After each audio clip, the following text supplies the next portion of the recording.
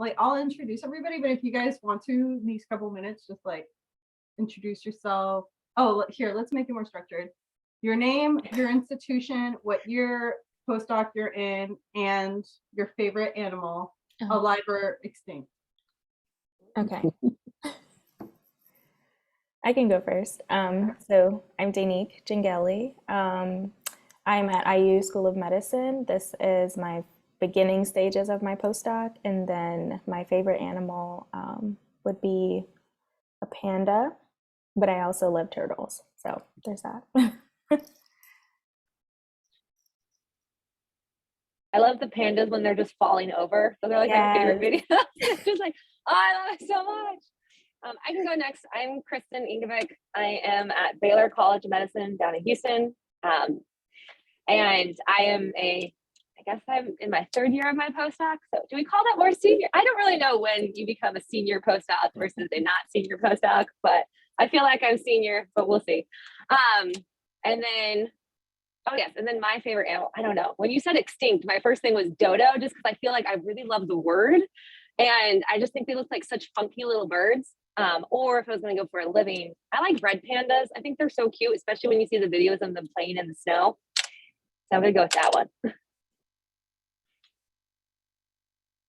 Okay, my name is Nathaniel. I'm from the University of Michigan, first year postdoc. Favorite animal do I have? I think that should be a dolphin. Yeah. Do you have like a particular kind of dolphin? What? I don't mean to like a pretend, like, I don't know. I feel like there's different kinds of dolphins. I don't know. Or like just dolphins in general is super cool. But I wasn't sure like if you're like, I love the ones that are in the Amazon, or like the crazy ones that go in the, like freshwater, or like the little baby. There's like little baby ones off of New Zealand. No, I mean in general.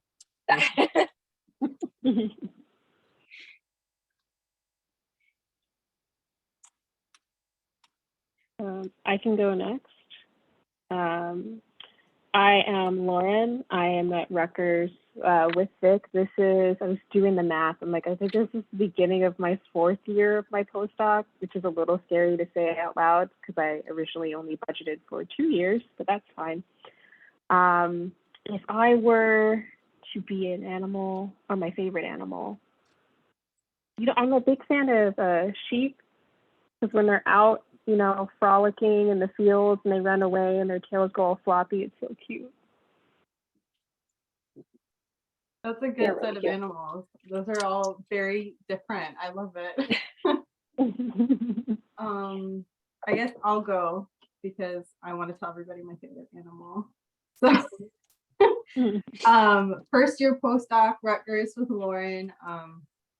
And my favorite animal, extinct, is the Daenique. It's like a giant raptor. Like the velociraptor from the original Jurassic Park is like a Daenique. It's not, because velociraptors were really small. They like went up to your knee. And then theoretically, right? Because we don't know, LOL. And then alive is the giant Pacific octopus. I love them. They're amazing. So those are mine. Okay. I like how specific that is. They're huge. They're so big, and they don't live very long. And then when the females will lay their eggs and just stay in the cave until the eggs hatch. It's just and when we think about marine creatures, at least outside of whales, we don't think of any sort of maternal instinct. It's very primary instinct, and they not nurturing. Yeah. And then octopuses are cool anyways because the neural network is really unique, and they have 3 hearts. It's really cool. Yeah, and their crazy eyes and their little beaks at the bottom, their mouth beaks. Yeah, they have just beaks, what? There's a great documentary on Netflix about an octopus. And this man, he befriends an octopus. And I've watched it. Yeah. I was a big fan. It's very nice. Let me see. Chelsea, do you know if I can record on my computer as well, or will you be recording onto some cloud or your computer?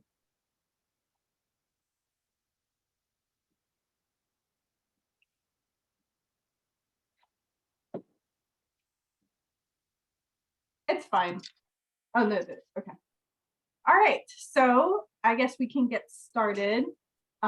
Welcome everyone. This is being recorded, and the goal is to write a blog post of all the tips and advice that we get from our really amazing and diverse panel. Today we have different fields, different years of postdoc, and different career goals, which is the most important, because as you're building your transition from PhD, unfortunately, you have to start planning stuff, or you might get pulled left and right over and over and zigzag your way to your final destination. So first up, in order of speakers on my page, not Nathaniel, love you very much, but it's not like your number one postdoc. I'm just starting with you. So don't get your head too big. Is Dr. Nathaniel Lartey, and he is a postdoc research fellow under the mentorship of Philip King at University of Michigan Medical School. He is a first-year postdoc, and he has been a long-time participant or member of ASIP, which is really fun. And I am team ASIP, in case anybody's curious. There's a big, so those that are not familiar with ASIP, there's a big argument of, is it ASIP or ASIP? So I personally am ASIP. So next up, we have Dr. Lauren Walker. She's a postdoc fellow at Rutgers University in Dr. Lauren Alexunis's lab. And she is starting her 4th year of her postdoc. And next is Dr. Daenique Jengelley. She's a first-year postdoc at Indiana University School of Medicine in Dr. Teresa Zimmer's lab. And last but not least is Dr. Kristen Engevik, sorry, every time. Okay. A 3rd-year postdoc in the lab of Dr. Joseph Heiser at Baylor College of Medicine. And being a proud Houstonian, it's always nice to represent H-Town. Unfortunately, my co-moderator today, Janiece Glover, is unable to help moderate, but she did contribute a significant amount of effort to the planning. So I wanted to make sure to highlight her contribution to the session, even though she can't make it today. All right, so I guess first things first, whenever we think about the transition from PhD to postdoc, how do you recommend applying for postdoctoral positions? And I will let the panelists just contribute as they see fit. So if you want to address one question, but don't necessarily feel like addressing another, that's totally fine. And we can start with Nathaniel. By how? You mean time frame? Or yes, sorry, I meant when. You're right. Okay.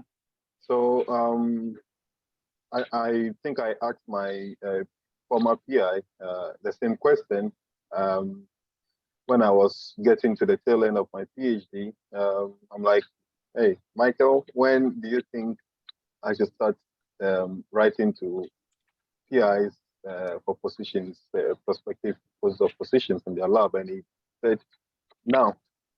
Now, I mean, the only answer he gave me was now, because I think that was around June, and I was preparing to graduate somewhere in August, September. So that had to kind of delay my graduation by some months, because then he said the minimum time frame you need is around 6 months, because I mean, I did my PhD in Mexico City, so I mean, talk to the PI, visa issues must come in. I mean, a good number of processes must come in, and that may take time.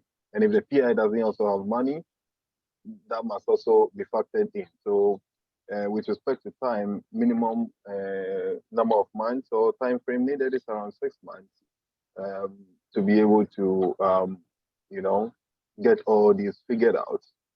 Yeah.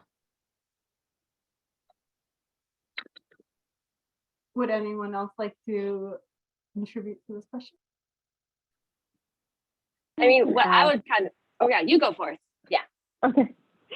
I would say in my experience, I started thinking about next steps at the beginning of what I knew was going to be my last academic year as a graduate student. So that fall, I started thinking about, do I want to apply for jobs or do I want to do a postdoc?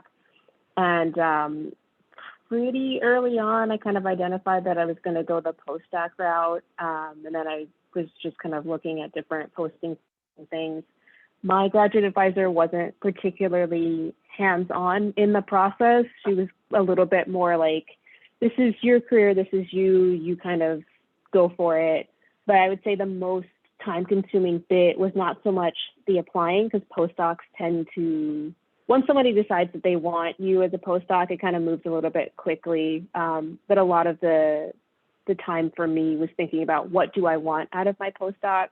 Where do I want to move? What type of, institution did I want to work at? What type of mentor was I looking for? Because that was one thing that my committee really stressed is, you don't have the same sort of safeguards as a postdoc as you would as a graduate student. So it's very, very important to make sure that you choose a good advisor. And so having that full academic year really to think about what I'm looking for and who I'm looking for was critical in determining who was a good fit when I got to that, in-person interview stage for the postdoc process.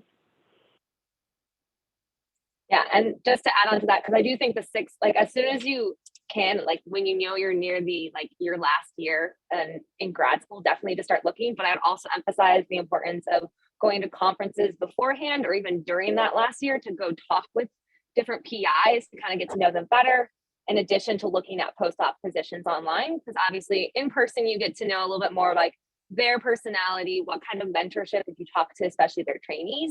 Ideally, the best kind of interview is one where that PI that you're interested in also has you talk with their current trainees. And that way you have one-on-one time just to kind of get a better idea of what the lab environment is, what kind of mentor the trainees would say that PI is, to give you a better idea of what kind of lab you're going to and where you think would be your best fit and a best fit for them if you were to join them. So I would highlight the importance of going to conferences and talking to the PIs or talking to trainees in areas that you're interested in and see if they have any recommendations of people's labs that would be a good idea to join. Yeah, and I would also add, mainly on Lauren's point. So I looked at what I want when I wanted to graduate first, and knowing okay, I want to graduate in May of 2022 or within the summer of that time frame. And I began about 10 months prior, sort of talking with my PI about the next steps and the next transition. And given some of our agreement on sort of when I would graduate and defend my thesis, we kind of talked a little bit more about some of the next steps for my project itself. And we negotiated together and decided that I could do the postdoc in the same lab. And then that would give me time to sort of figure out the further, the steps afterward. And the way when I look back at just sort of how hectic that semester was prior to the summer of graduation and everything, I'm glad I did it that way, because I was mentoring a master's student, I was revising a manuscript, I was writing my dissertation. So I began that process early, because sometimes at the latter end of your PhD journey, things get even more hectic. They kind of go into overdrive. So the earlier, the better. Definitely attend conferences or sort of have a timeline or a track of where you feel like you want to go into. And I think that'll kind of give you some insight on the time frame.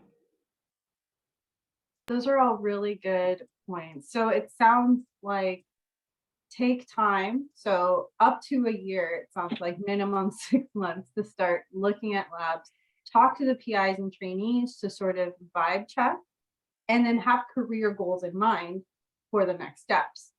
So what advice do you have for trainees that don't have a specific career goal in mind? When I graduated, which was very recent, so I'm still I think I'm an academia baby, but I'm also not shutting off the industry door, so what advice do you have for students like I was, where I'm I don't know, I'm just trying to figure out what I want to do?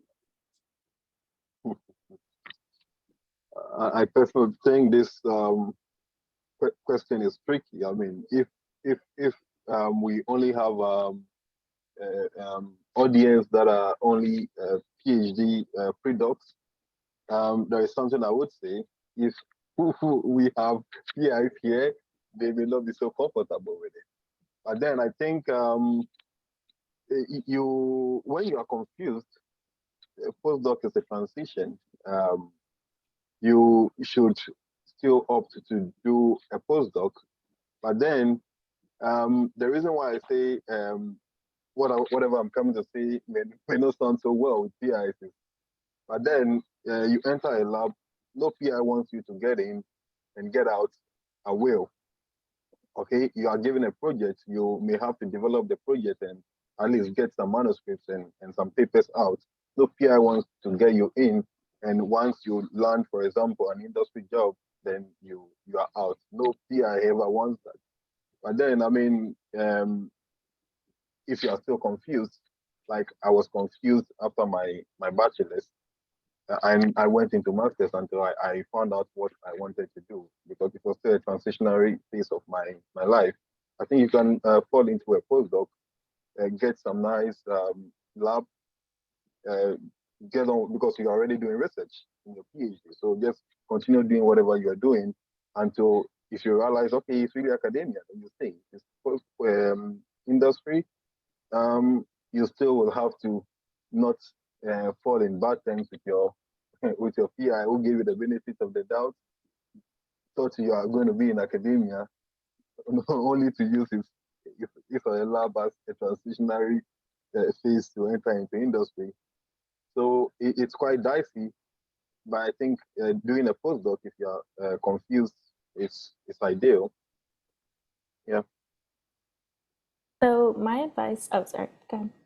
Okay, so my advice would be to explore different career options based off of like your strengths, your passions, and your interests.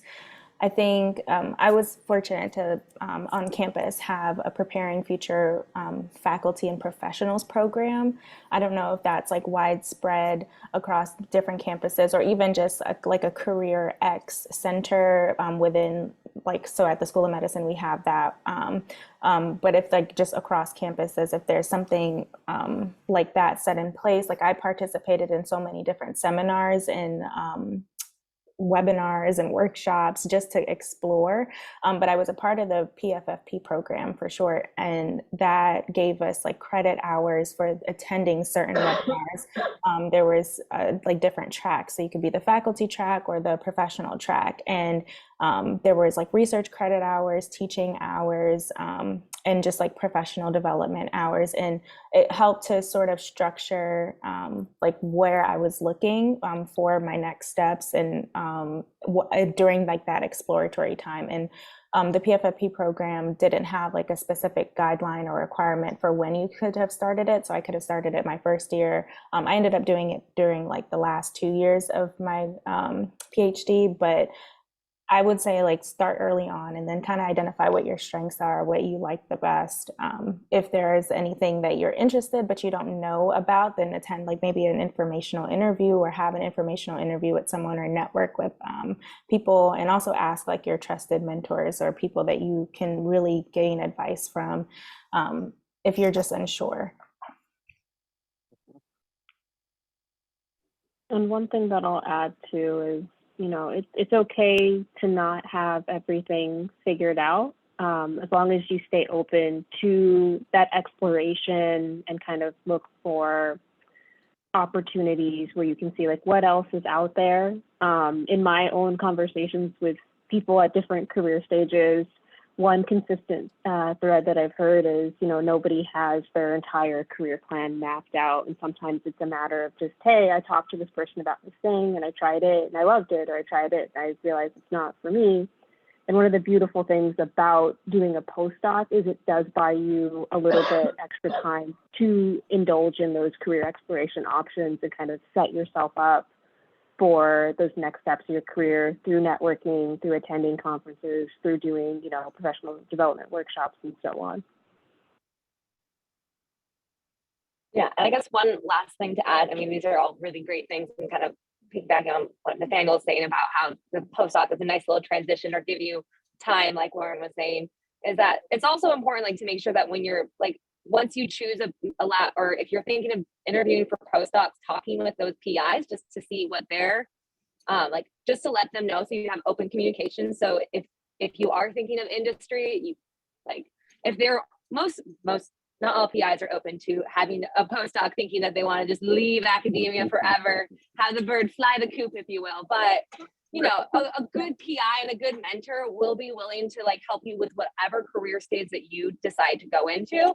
And if you just let them know beforehand, then like, you know, I'm kind of on the fence, and you can have discussions with them. And then also, depending on where you decide to do your postdoc, there are a lot of different webinars and clubs that aren't just about academia, but also like for being like I think it's a clinical liaison, working into industry. And so like learning if the place that you're going into next, or that the institution also probably has those resources. Or I also took a preparing future faculty, and that was extremely helpful when I was in grad school, just even helping me for interviewing for postdoc, but also having an idea of what kind of options are out there and how to best prepare if for some reason I am on the academic track thus far. But I always like to know that if all else fails, I'm just going to go into industry and see what happens. But it's nice to know that you do have your options, especially in like most industry jobs, they want you to have a postdoc. Whether it's a postdoc in industry or a postdoc in academia, it's definitely going to set you up for success regardless what route you go. So things to keep in mind. Thank you. That's really, I think, solid advice for those like me that were in a weird brain fog about what to do next. So some labs, like, so Daenique, you mentioned that you're currently doing a postdoc in the lab you got your PhD. Some labs want to retain the talent that they've spent years training. So how do you have any advice for this is open to everyone, but I just wanted to refer to Daenique for some reason. Sorry for calling you up. Do you have advice for initiating a difficult conversation with a PI about leaving the lab?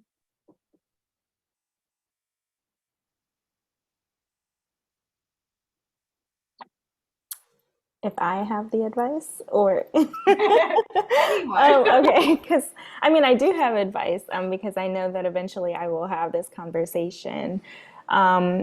And when I think about it, one, I always like to ask other people what they've done. So this is coming not necessarily personally from experience, but from the advice I've gotten from others. And everyone has just said pretty much like be direct and be firm. This is an ongoing relationship that you will have with your graduate advisor or your postdoc advisor. Like, you are going to eventually continue the working relationship, whether or not they are going to email you and ask you questions about the research, or, hey, we need to look for this sample, so can you help us? Or, you know, like there's going to be those questions, or, oh, I need your bio sketch because I'm writing a grant and I need all of my trainees in the past to sort of, you know, be a part of this application. And so it's going to be an ongoing relationship. So that conversation, it may be challenging, but it's necessary. And if they are a good mentor, then they will support you and they will hear you.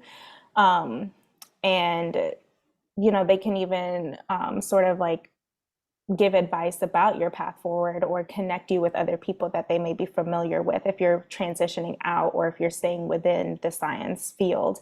And so as like people have said, like reiterate like what you're going to do, like what your path forward is going to look like, and be open to, you know, that continuous communication, because you want to still be on the publications, maybe the things that you were working on before you left, you still, you know, want to be a part of that, or you're a co-author on other lab graduate students' work. And so you just want to continue to maintain that relationship. So do it, and also express your appreciation, like thank them for the many years of training, the many years of research that they've, you know, instilled on you, and knowledge that they've instilled on you. But then also just let them know, like, it's time. And this is what's happening. Yeah, I also think a good PI would even start discussing your future right from the get-go.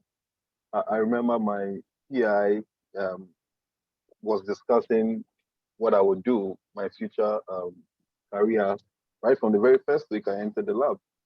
It's like, okay, what do you want to do, Nathaniel? And after your PhD, would you want to get back to Ghana? What would you want to do? at a point I was torn between going back to Ghana because I had a position there, and I was also confused as to whether I should do a postdoc in Europe or in the US. So as time went on, every time he got the opportunity, he would ask, okay, so what's your plan now? Are you still bent on going back? So this went on and went on and on. So periodically, he had colleagues asking him if any of his students was graduating for him to get the opportunity to do postdoc in their lab. Okay, so like I said, a good PI would even help you bring up this topic. It's a very difficult conversation, but hey, you definitely must leave at a point in time. Like you said, Vic, they spent years in training you, in giving you all the techniques you have. Okay. Personally, I was doing sepsis research, which became handy during the COVID. I just had to replicate everything I knew for COVID experiments, and we got data really fast and got it published. I mean, no PI would want this resource to easily go, but then he definitely knows at the point in time you have to go. You don't determine how good your PI is, but I think if you have to leave, you have to muster courage to, let your PI know that I think it's about time. Yeah. That's good advice. If anyone else on the panel would like to comment, please feel free, but I also understand if, you don't want to contribute, so let me know. I can say okay. something. So just Yeah. from me, I've been both sides. Transitioned to postdoc many years ago, but then being a PI. So I think you can also, on the same topic, help yourself by, if you have some output, like if you have a paper or you finished your thesis, that helps. A lot of PIs I know that want to retain you say either that's a compliment because you're really good, or it's because there's no output yet. Like you might have done the thesis, but there's no paper, right? So they need the investment back to have the paper. So the more that you can kind of, meet your deadlines and do that, I think that will help you. And then once you have the paper, it's easier to say, okay, that's the end of that project. We could, obviously research never ends. You can always keep doing more, but if you have some output, which is like a publication, then it's easier to transition, I think. And then I'll just go back to the one that was before the question before, which is like how long to prepare. I would say like everyone said, the longer in advance, the better. But for instance, if you let a lot of labs that like are kind of favorite labs for people to go to, because like either it's a good mentor or they're in a good place or they have a lot of money, they're booked up with postdocs and they only will have a new position when one's leaving or they have a new grant. So you have to book these like a year at least in advance and try to find out what projects. And then also like many of those kinds of labs will have postdoc opportunities for fellowships, like a grant. But those have to be applied for ahead of time. So you may need, this goes with the career development we had a couple of days ago about funding. So you maybe need to talk to the lab way ahead of time, at least 6 months ahead of time, to know, this grant that I would be thinking, if you came to my lab, I would want you to be on, let's say, this AHA fellowship, but the deadline is this date, and it may be just before you come even. So those are the kind of things. And then I think you could negotiate with your existing PI, like the position isn't open for, I'm going to graduate in May, but the position isn't open until September. Could I stay in the lab for another 3 months? And usually that's fine. Like you said, they want to keep you for more. But that's the kind of thing I think the sooner ahead you plan, the better. And then especially if you're transitioning complete fields, like if you've done one thing and you really want to change, then I think even more time you need, because you may not know all the names in your field, in the new field. So you may need more time to kind of research that and reach out to people that you haven't met. So, or if you're changing cities, if you're going far away, that's another big time. You need to leave more time for moving and just organizing everything. So those are all big, these are all big transitions in life. So my 2 cents. Thank you so much, Dr. Bielenberg. Those are important points. And it's nice to have like a PI perspective, right? Because we can't read our PI's minds. All right, so we've been focusing a lot on like the pre-doc portion of this transition. And we're about the halfway mark. So I'm going to start asking some more postdoc, or once you're in your postdoc, what is the next thing to do? Or like maybe you're applying right now and you're like trying to plan the career. There's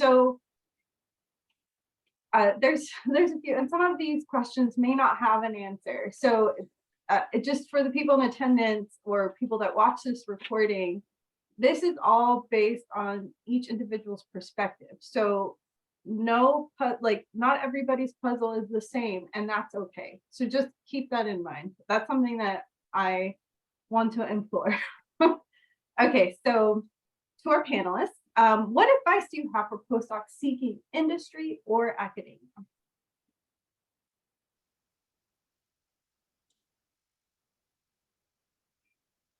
I would say pursue as many opportunities as you have the time or are able to.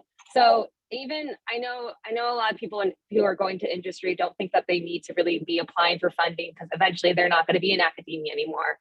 But I also know from the perspective of people that I know who have transitioned into industry that being able to at least apply for grants and write grants, maybe get them, it's a gamble whether you get the funding you apply for, but having that as a like on your resume or your CV is extremely like important. And so trying to pursue opportunities, both funding as well as going to different webinars or being part of different societies and getting involved, because industry people are mixed throughout the like around academia. So even when I go to very like I'm a gastrointestinalist.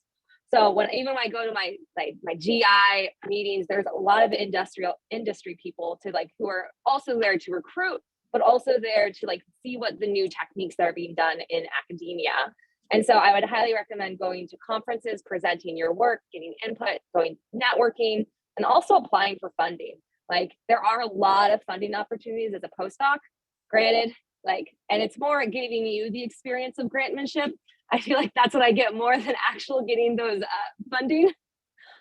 getting the funding, but it's a good habit to get into, and it's just applying and going for it. You see an opportunity and you just go for it. Whether you get it or not, you at least get the experience that's going to help you and get the persistence that recruiters, whether they're in academia or industry, are going to appreciate and they're going to value. So that's what I would suggest, whether you're going to industry or academia, just pursue those opportunities. They abound. You just have to look really hard, talk to people, see what they have applied for, try to apply for yourself if it's relevant to what you do, and just go for it. Yeah, piggybacking on that, one thing I realized as a postdoc is how important networking is. When you're a graduate student, they're you should network, get out there, people are familiar with you and your work, and I say, okay, yeah, sure. But the more aggressive networking that I've done lately, especially because I'm looking to move on from my postdoc in the next couple of months, as I've talked to people about well, how did you make your transition between being a trainee and in your current role, et cetera, I vastly underestimated how critical networking is, especially if you work in a more niche type area like toxicology, where I work, for example, and how sometimes there are jobs that are posted or about to be posted that maybe you miss it because you're not, rolling in the right circles to see it come up on your LinkedIn feed, or have someone reach out to you via email and be like, hey, are you interested in this? Or do you know anybody who would be a good candidate and interested in this role? And so that would be my number one piece of advice. And I think this is probably also critical for academia as well as industry, is just making sure that you're constantly expanding your network.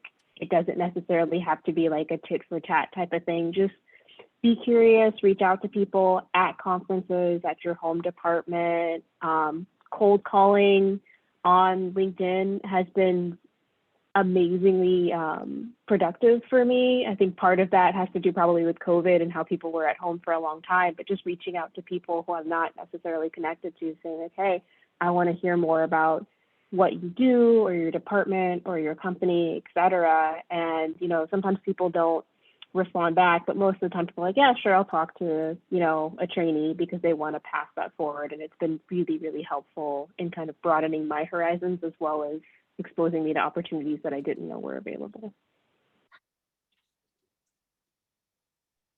Also Twitter. Twitter's a really good resource of networking as well. I love Twitter. That's how I think I met Vic first, was through Twitter. Yeah, I use Twitter too often, so yeah. Second that. But it's a good resource if you want to use it. Yes, yeah, it's a good and bad resource. I feel like like it depends how you want to navigate it. Like, so yesterday we had how to obtain funding session, and one of the panelists was like, you have to be very professional on Twitter because people can find you. And I'm like, I can't. I don't know. Like, I'm just gonna be myself on my social media. My LinkedIn can say professional. So it's a difficult, for me, it's very difficult, but I'm sure some people are totally fine, like just keeping it professional on Twitter, you know? I don't know. I started, like, I opened this Twitter when I was like in undergrad. So like I don't even want to know what I posted back then, you know?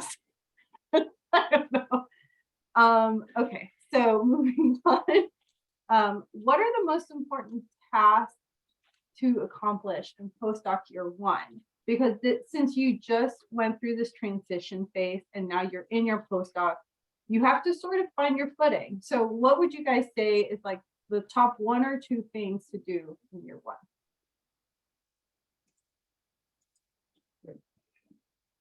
I would say figuring out how stuff is done in your, not just your lab, but also your department, and getting to know all of the key players for both like your project and also just the people who are good to know, who have all the information. So as you go on through your postdoc, if you have a question, you know who you can reach out to, because that really helps to make everything a bit smoother. So since mine is a little unique and I'm still in the same lab, same department, or different department, but same campus, everything. So I know a lot of the ins and outs already, and I know many things, and everyone's still coming to me to like ask questions about, oh, where do you send these samples and everything. So I think for me, the most important step would be continuing to work on the manuscripts that and making sure that there are deadlines set for when those things go out, so that my professional aspect of my career is still growing. And then sort of finding that balance of independence, but also still navigating the mentorship angle that I need from my advisor. So that would be the things that I'm currently working on. Yeah, I think those are really great points. To add to that, I think if you are going to be engaged in projects that are not directly same as what you did in your PhD, this is a good time to familiarize yourself with all the techniques you need. I mean, I'm only about 6 months in my postdoc, and I'm sometimes a bit anxious. I mean, where is the data? I'm not getting nothing. I mean, where is the data? I now have to generate, mice models for so many projects. I'm like, where's the data? I can't see the data. My peer will be like, take it easy. You just started. I mean, but the most important thing is to familiarize yourself with all the techniques you would need, so that once you have them and everything kickstarts. I mean, this in addition to what other panelists have indicated, familiarize yourself with how things are run in your new institution. If you are not like Daenique, and you are like those of us who will have to move from one institution to the other. Yeah. Yeah, and like one thing that kind of builds off all that is getting used to the fact that you're basically, it felt like starting my graduate work all over again, because you're in a new situation or new experiments, like I went into mouse models. I really hadn't worked that much with mice, and like just accepting that it's going to take you a while to get these experiments down, to get familiar with this new field, new area, new lab, and just kind of accepting that it's okay. You don't know where things are, and you just got to go ask and just be like, I just, get used to a little bit feeling like you're the fish out of water, because you're in a new environment and you don't know what you don't know. And that's perfectly fine. It took me a while to figure out, to feel like adjusted, that I'm like, oh, I feel like as a postdoc, I have my PhD now, so I should know how to do everything and get all the work. But I went from doing stomach to viruses in the gut, and it was a complete shift I was not not fully anticipating just feeling that much like, oh man, I do not know what I'm doing. And that's okay.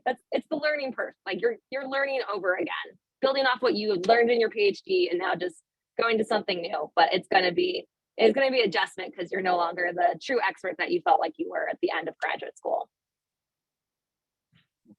Now, those are all very valid. I definitely felt the pressure that Nathaniel's also feeling because I'm about 6 months in mine as well. And I'm like, I ran like 4 projects in a PhD. Why am I like, I can't even get one like footed. Like what's going on? So it is a really weird transition. It is like starting over, essentially. It's stressful. Okay, so this was something that I recently learned about as a baby postdoc. It's a postdoc mentoring committee or having an IDP set up or planned.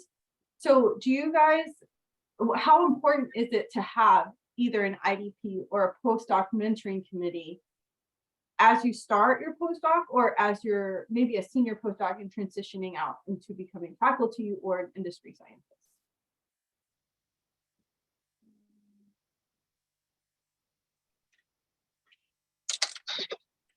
So I think I only had to make one because when I started, I had planned beforehand before I joined my lab that I applied to be on a T32. And so as part of that, I had to form essentially a TAC committee, or I don't know what you just called it, but that essentially. And in some ways it was very helpful because that way, as like someone who's new to the thing or new to the department and new to this institute and the Texas Medical Center, is I did get to meet a lot of great people. And especially early on in my project, I got a lot of really great feedback and a lot of questions that were very difficult for me to answer, but were very like helpful for me, like to further learn and get into my projects. That being said, I haven't been as thorough. Obviously, as a grad student, you have to like submit forms showing that you've done that. So I have met like one-on-one occasionally with with different committee members, but I haven't necessarily had committee meetings since during the time of COVID. So it has been a little bit of a while, but I did find initially very helpful because that way you can know who the other PIs are around that are within an area of expertise that you're interested in. And also you get really important input. And well, you can also learn about their labs. And so you can have more of a network or more people to reach out if something's not working, or you want extra input on someone who's doing like a very niche, for me, it was a specific receptor signaling, and that was their expertise. So I could go to them whenever I needed any like extra input, being like, this isn't working. Do you know any other drugs or knockout cell lines I could use that that may actually be able to answer this question? So they are helpful. I think as a postdoc, it's hard when you have a lot of other things on your plate. So I wouldn't say that's the highest priority, but it does come very helpful, especially when your project is closer to an end and for publication, and just kind of giving them an idea what your project is. And that way the questions they're typically going to give you are going to be the questions that reviewers will ask in most likelihood, and like having that input. They are helpful, but sometimes it's a little harder to kind of schedule as a postdoc with all your other responsibilities.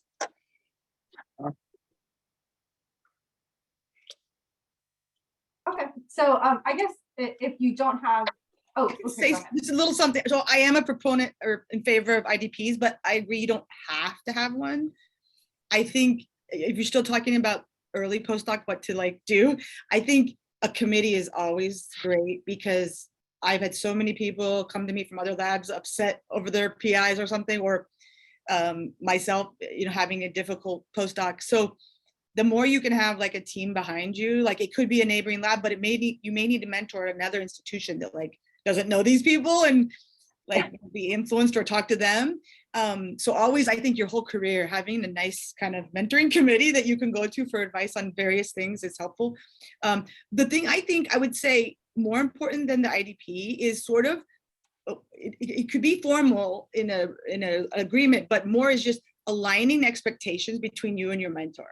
So now you could have a very helpful mentor that just kind of does that anyway, like tells you what's your project and what they expect, but others are not. And I didn't have one that was very hands-on like that. So then just sort of, then it's in your place to, I think, make sure you understand what they want you to be doing. And the number one thing I've come across from people is that they feel like two people are working on the same project and they're very close, and they get very upset over this, and they don't understand what's their role and the other person's role, and they get, you know, there can be a lot of hard feelings in the lab. So I think like understanding like what's my project, what's their project, and like it's aligning what the PI is expecting from you, and if they're just thinking you're going to help on one project but that's not your main project or something like that. Just I feel like that's where the most hurt feelings happen or miscommunications happen, is not, you're not both aligned. You might think you're aligned and they might think you're aligned, but you're not.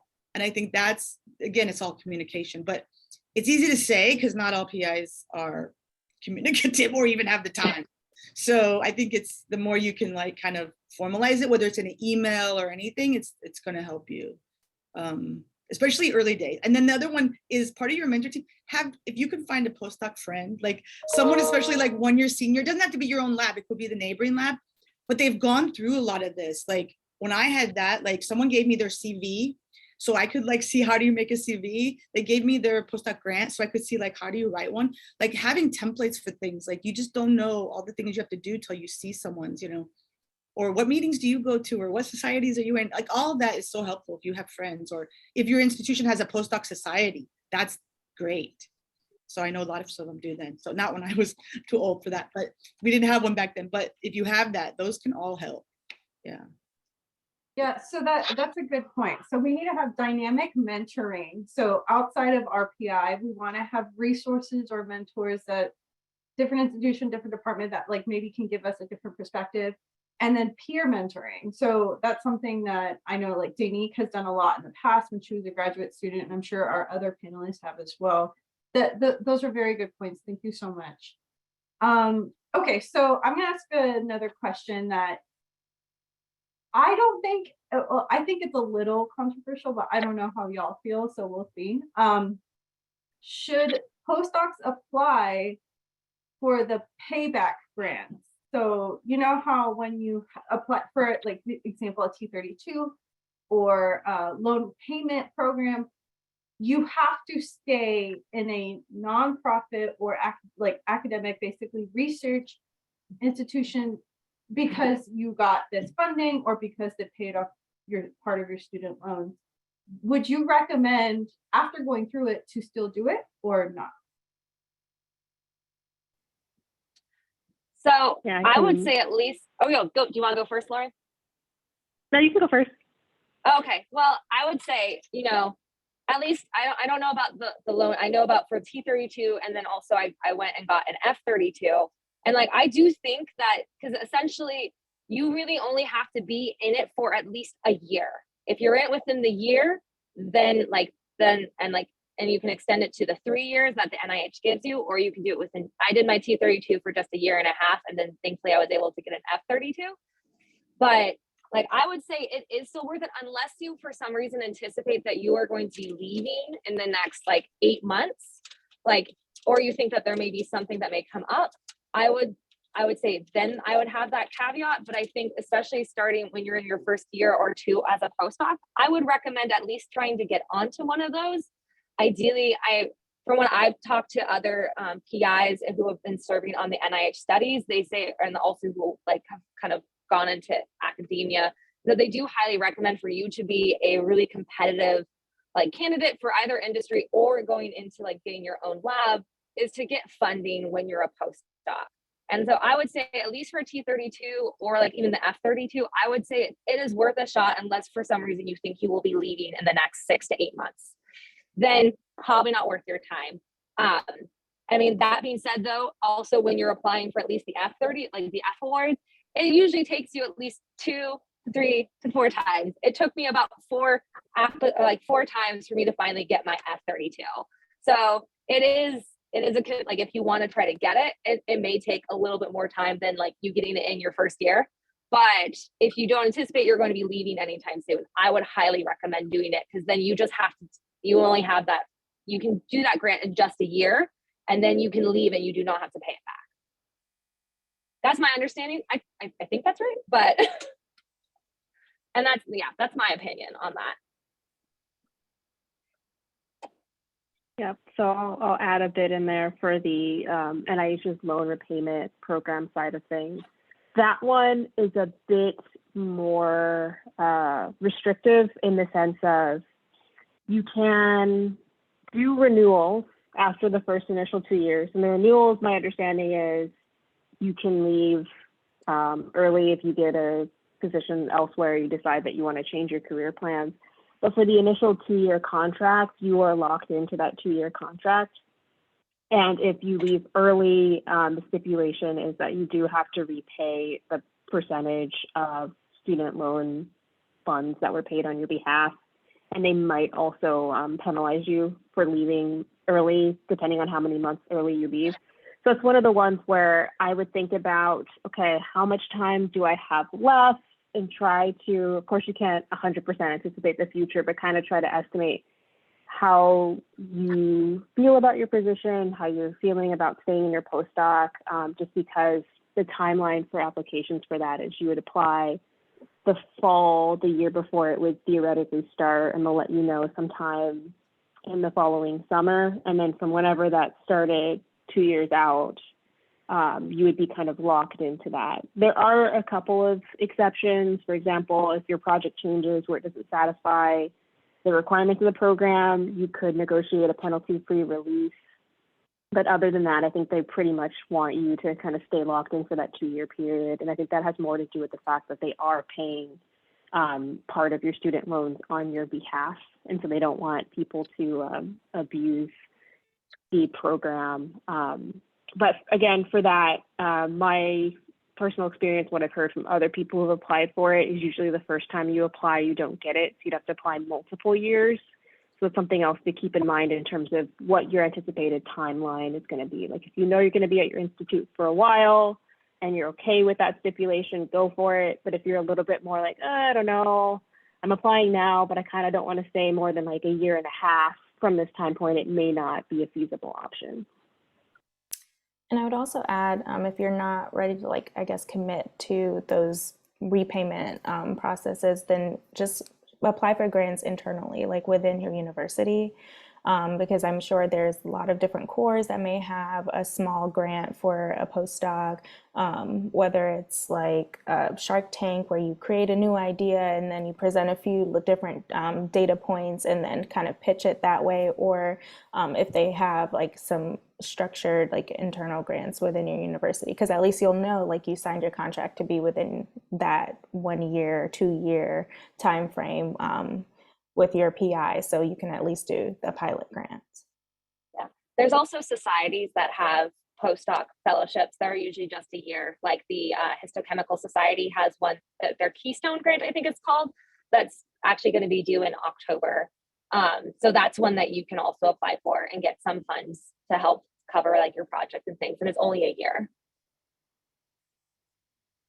Thank you guys for answering and putting in some thoughts and advice on that. I know that it's a little difficult because since you're in such a transition state already as a postdoc, like you're a professional, but you're still a trainee, and like, you know, I don't know. I did see a tweet that was like, postdocs are not trainees, and I was like, yeah, but also I like don't know anything in my lab, so I am a trainee. So, since we brought up funding, are there any resources online for postdoc funding that y'all have heard of or used or really benefited from knowing about?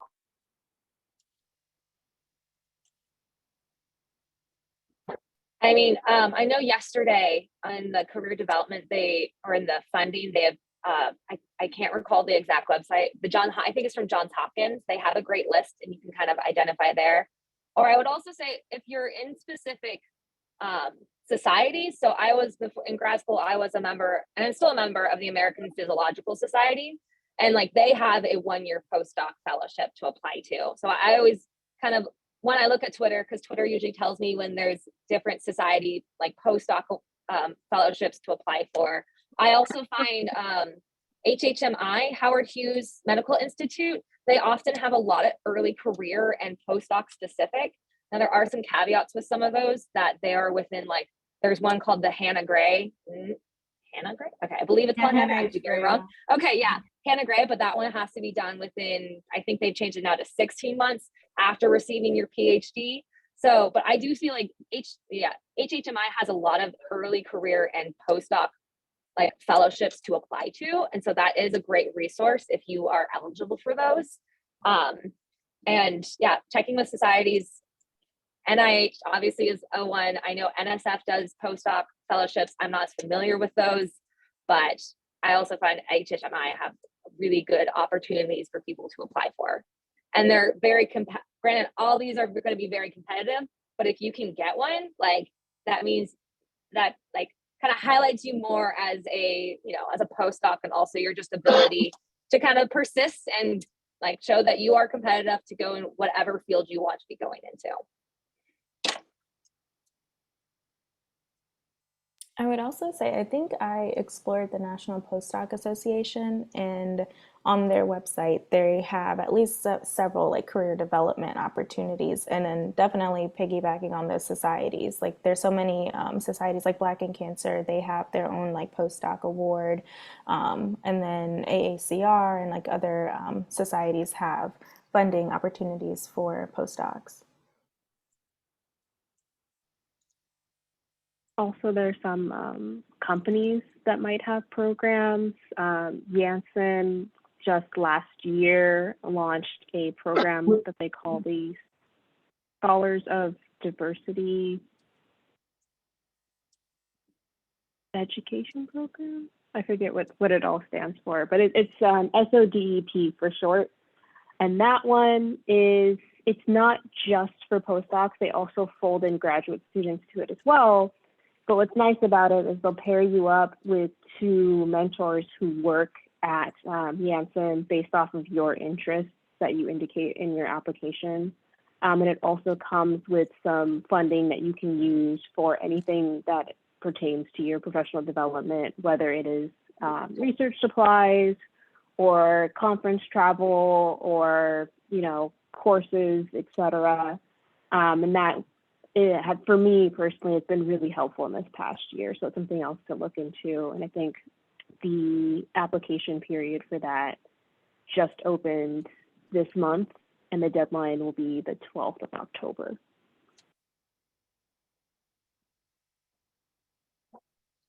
I also thought of just one other way that I sometimes find funding opportunities is I like to sign up to be a part of awards committees where you get to see everyone's different CVs.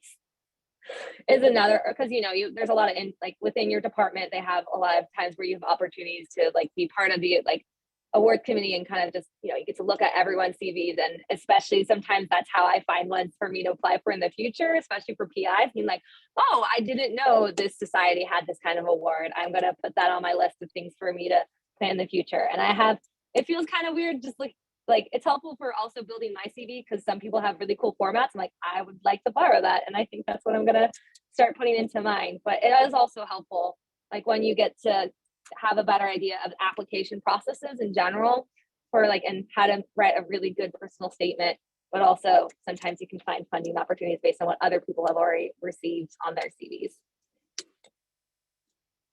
So smart. It feels like cheating kind of, but it's really helpful. So like that's one kind thing of I was cheating. thinking of.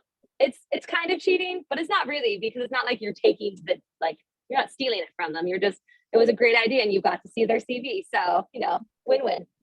Yeah. It's strategy. Yeah, it's a strategy. I like that. I like that. That's a better wording. Strategy. All right. So we're like at the end of our session, pretty much. I do want to ask one more question, and we can keep it brief in your answer, or you know, or you can be as long as you want.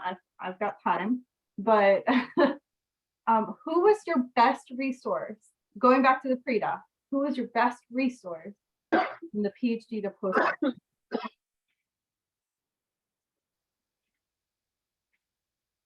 So for me, who or what? Who or what? It doesn't. Yeah, mine is like a what and a who.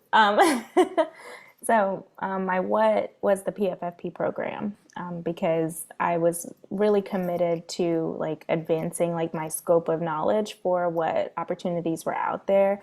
And then also really honing in on like the CV and resume building and how to like craft a better statement, because I was exploring multiple opportunities afterward. And then I would say trusted mentors, like people that I could just really give a quick text and say, hey, can I talk to you about something? I found this opportunity, or I heard about this resource. Like, can you just sort of like, or read over like my application for this statement, or the statement that I'm making for an application. And so those are my two, PFFP and trusted mentors.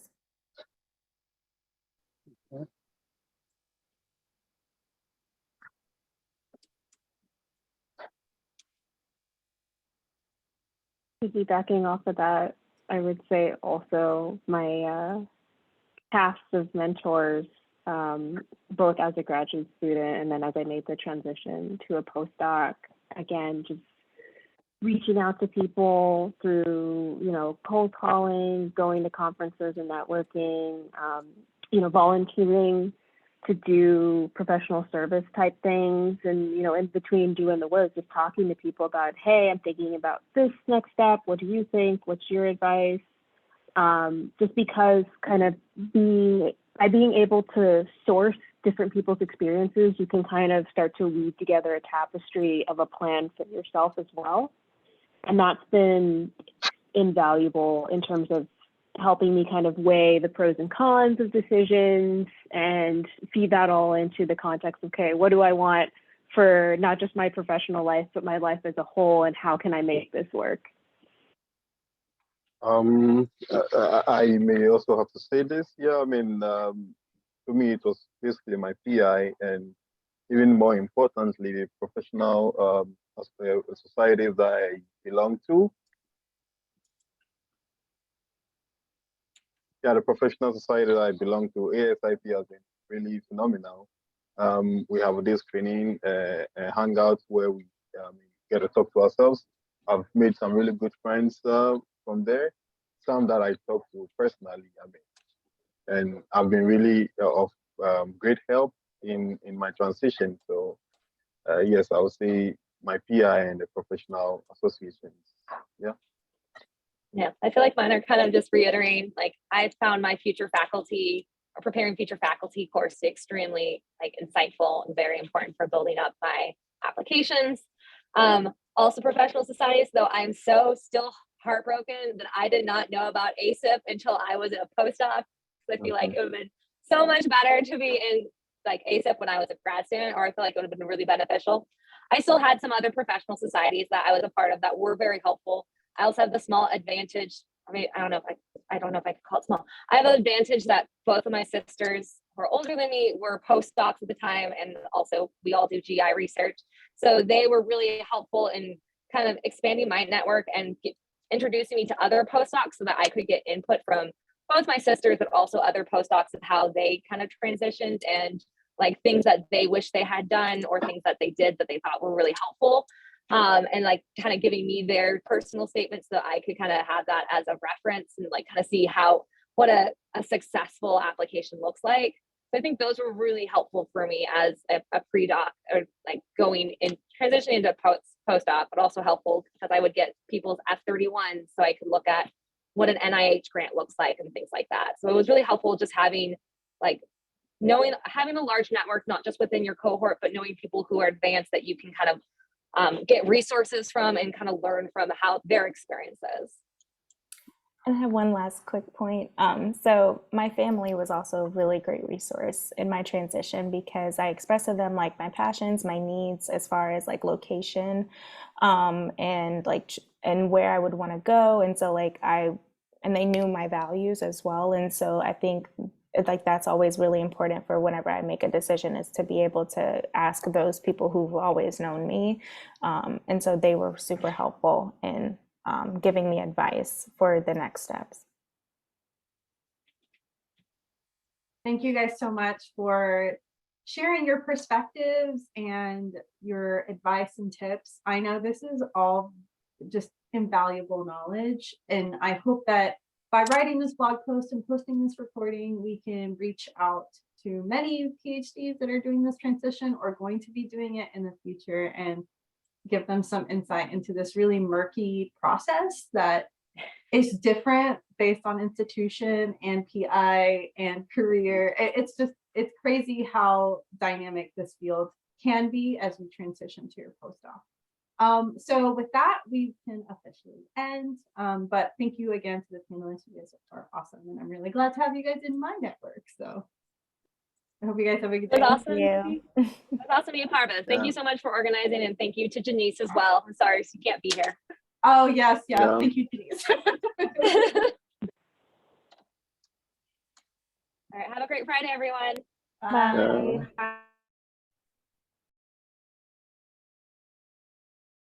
Bye, Daisy.